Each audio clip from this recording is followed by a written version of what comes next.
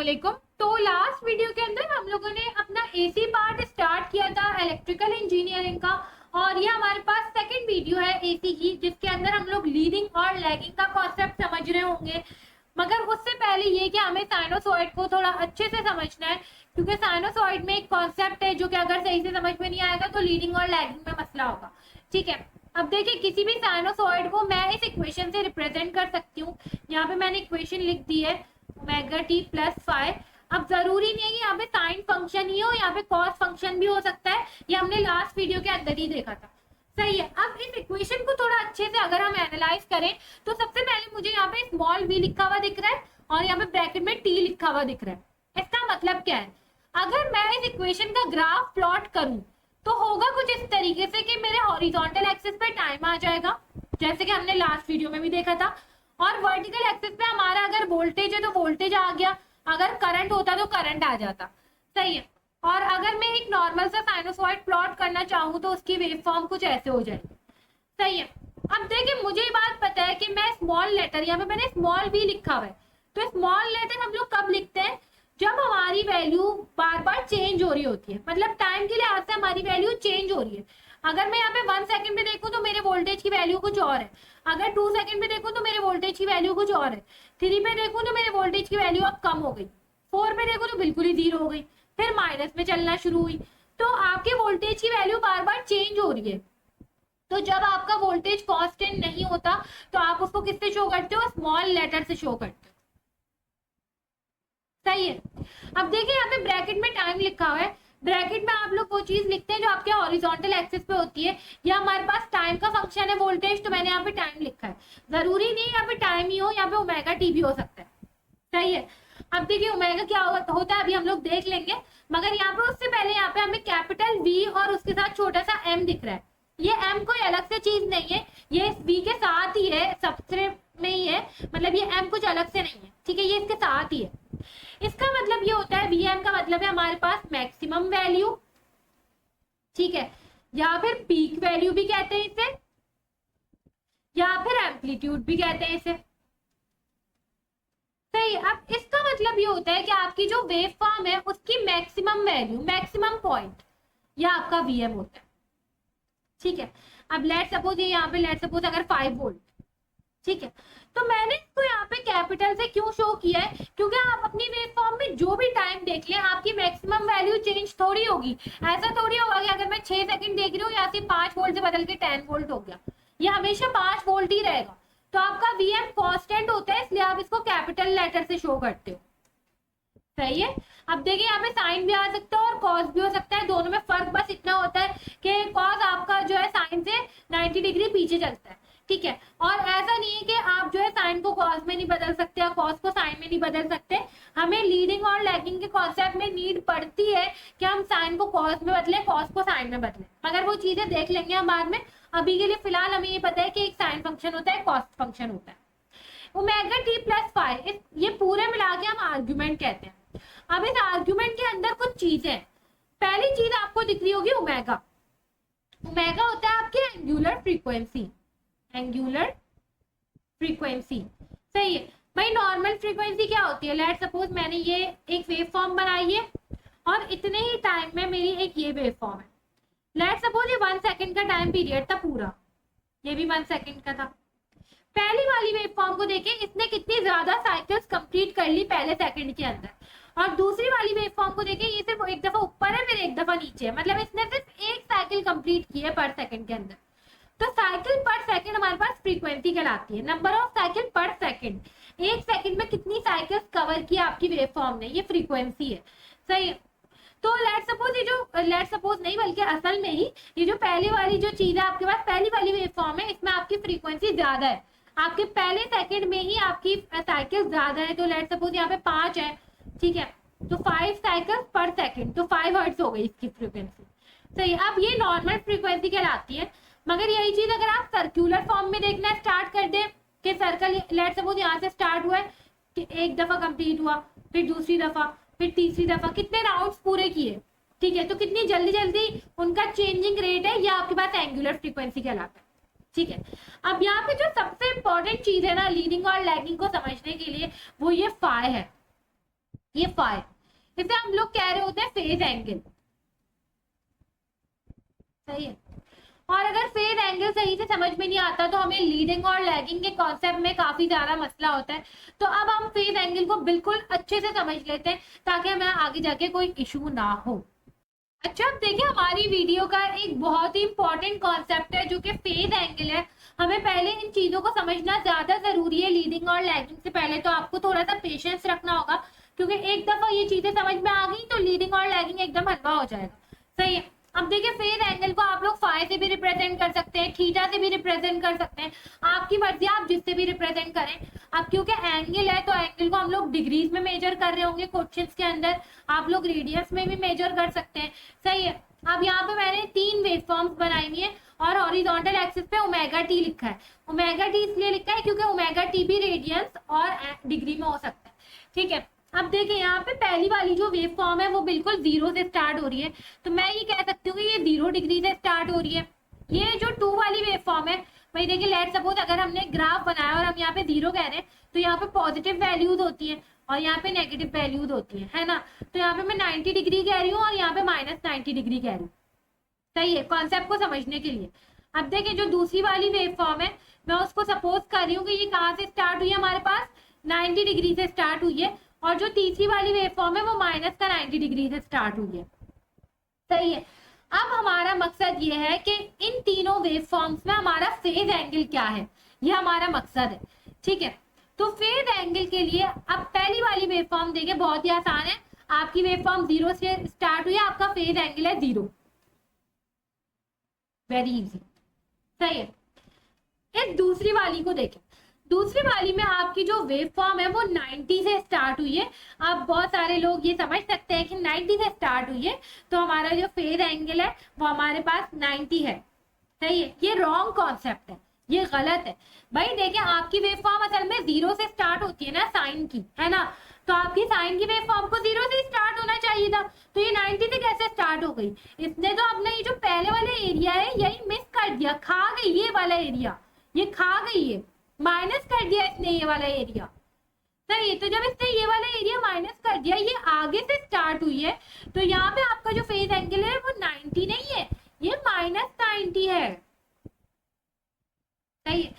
सिर्फ simple simple आप इसको ऐसे समझे कि इसको स्टार्ट कहाँ से होना था, 0 से स्टार्ट होना था। ठीक है। और ये स्टार्ट हो रही है आगे जाके 90 से। इसने अपना ये वाला एरिया तो सारा खा गई ना, ये मिस कर दिया इसने अपना एरिया। भाई लेट सपोज किसी बच्चे को 12 महीने पढ़ना होता है पूरे साल में अपनी क्लास में, वो लेट स्टार्ट हुआ, वो 3 महीने बाद स्टार्ट हुआ, तो वो 3 महीने खा गया, तो वहां पे आप बोलेंगे माइनस कर दिया उसने 3 मंथ। सही। तो इसलिए हमने माइनस कर दिया यहाँ पे 90 डिग्री को। सही है। तो आप अगर किसी को ये कॉन्सेप्ट समझने में मुश्किल हो रही है तो वो सिंपल इतना याद रखें, अभी हमने इक्वेशन क्या देखी थी, v t equal to v m sine omega t plus five. मैं अज्यूम कर रही हूँ कि ये तीनों वेव फॉर्म्स मेरे पास साइन की है। सही है। अब देखिए यहाँ पे ओमेगा टी प्लस फाइव, ठीक है, ये पूरा आर्ग्यूमेंट है। ओमेगा टी की वैल्यू आपके पास यहाँ पे कितनी है, 90 डिग्री है। सही है। कितनी है, 90 डिग्री। जब ये ओमेगा टी के पास आ जाएगा तो ये ओमेगा टी -90 हो जाएगा ना। तो मैं यही तो कह रही हूँ कि ये फाइव, आप इन दोनों इक्वेशन को रिलेट करें, ओमेगा टी प्लस फाइव और ओमेगा टी -90।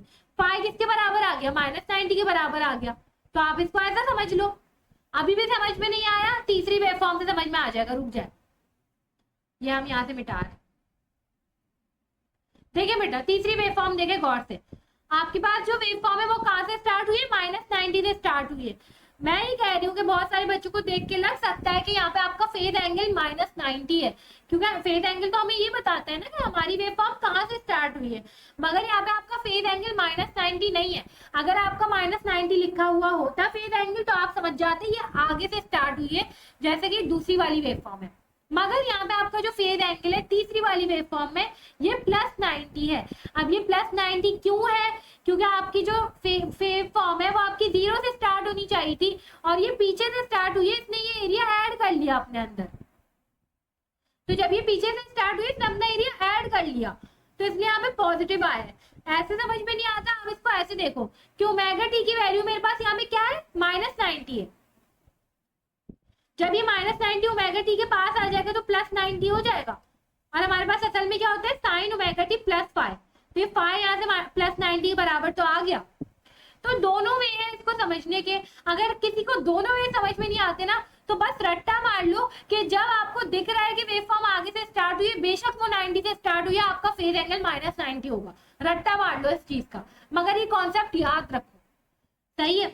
तो ये वाला कॉन्सेप्ट बहुत इंपॉर्टेंट था कि जब आपका फेज एंगल पीछे से स्टार्ट होता है तो वो आपका प्लस में जाता है, और आगे से स्टार्ट होता है तो वो आपका माइनस में जाता है। हालांकि लॉजिक बिल्कुल उल्टा कहती है कि कोई चीज आगे चल रही है तो वो प्लस में होनी चाहिए, यहाँ पे प्लस 90 दिख रहा है तो फेज एंगल प्लस होना चाहिए, मगर लॉजिक के हिसाब से यहाँ पे चीजें नहीं चलती, ठीक है। तो ये लीडिंग और लैगिंग कॉन्सेप्ट को समझने के लिए बहुत इंपॉर्टेंट था। अब हम लोग लीडिंग और लैगिंग का कॉन्सेप्ट समझ लेते हैं, जो कि हमारा इस वीडियो का मकसद है। अच्छा, तो असल में हमें इस वीडियो के अंदर लीडिंग और लैगिंग के कॉन्सेप्ट को समझना था। थोड़ा सा नाम से देख लेते हैं कि क्या मतलब होता है। लीडिंग का मतलब ये होता है कि आगे चलना, सही है, और लैगिंग का मतलब होता है पीछे चलना, सही है। लेट्स सपोज अगर मैं कह रही हूँ कि कोई बच्चा अपनी क्लास में लीड कर रहा है तो मतलब वो सबसे आगे है, और मैं ये कह रही हूँ कि मैं अपने इस कोर्स में लैग कर रही हूँ, मतलब मैं इस कोर्स में पीछे चल रही हूँ, मैं वीक हूँ इसमें, सही। अब आप बोलेंगे यार इसके लिए हमने इतना लंबा क्यों पढ़ा, हम तो नॉर्मली देखकर ही बता सकते हैं इन दो वेव फॉर्म्स को कि इसमें से कौन आगे है कौन पीछे।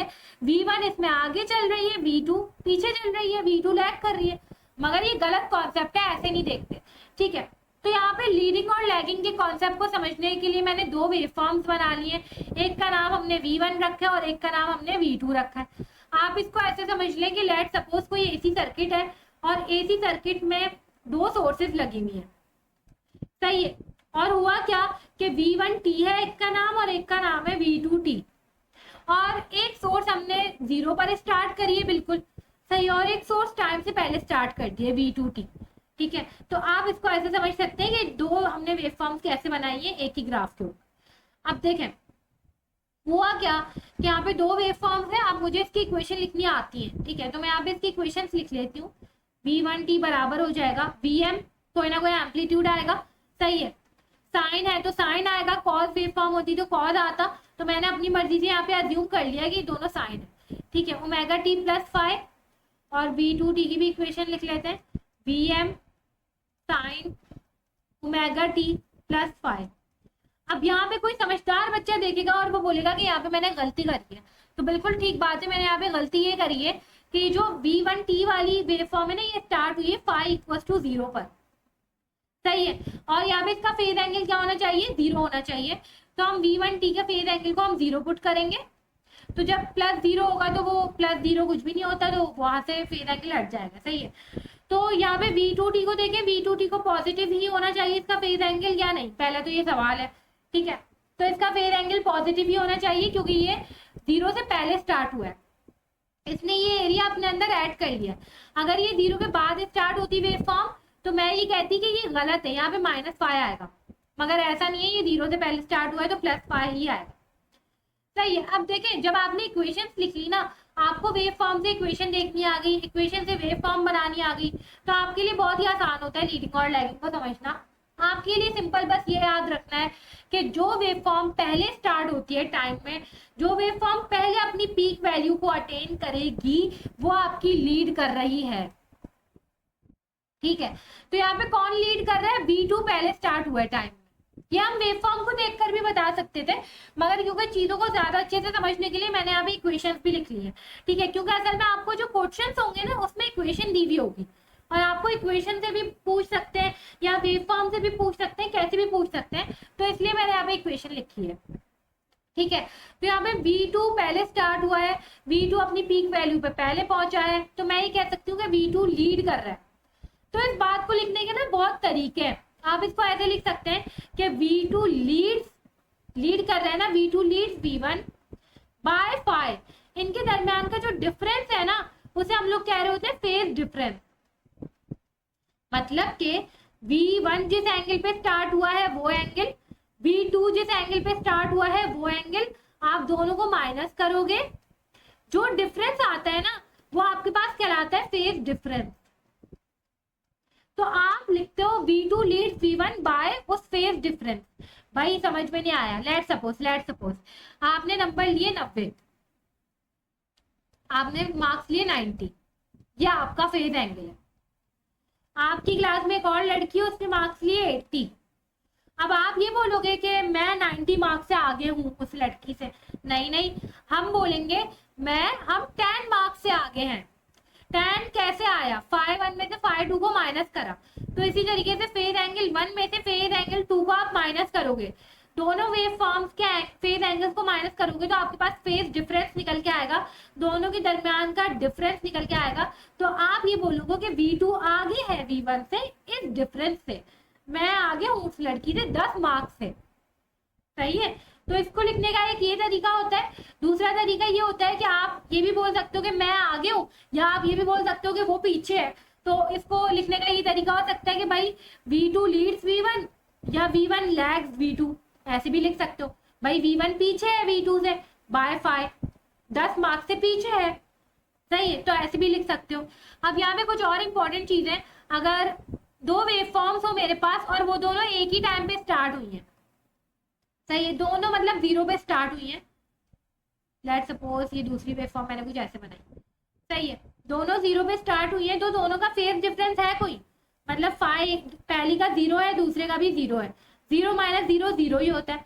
तो जब भी किसी दो वेव फॉर्म्स का फेज डिफरेंस 0 होता है, मतलब वो एक ही टाइम पे स्टार्ट होती हैं, तो मतलब वो एक ही टाइम पे अपनी पीक वैल्यू को पहुंचेंगी। सही है, तो आप ऐसी वेव फॉर्म्स को कहते हो कि वो इन फेज है। मतलब अगर V1 और V2 यहाँ पे सेम टाइम पे स्टार्ट होते तो मैं कहती कि V1 और V2 इन फेज है। इन फेज का मतलब दोनों के दरमियान कोई डिफरेंस नहीं है, और यहाँ पे V1 और V2 के दरमियान कुछ ना कुछ फेज डिफरेंस है, तो मैं इसको ऐसे कह सकती हूँ कि V1 और V2 आउट ऑफ फेज है, फेज डिफरेंस है इन दोनों के दरमियान।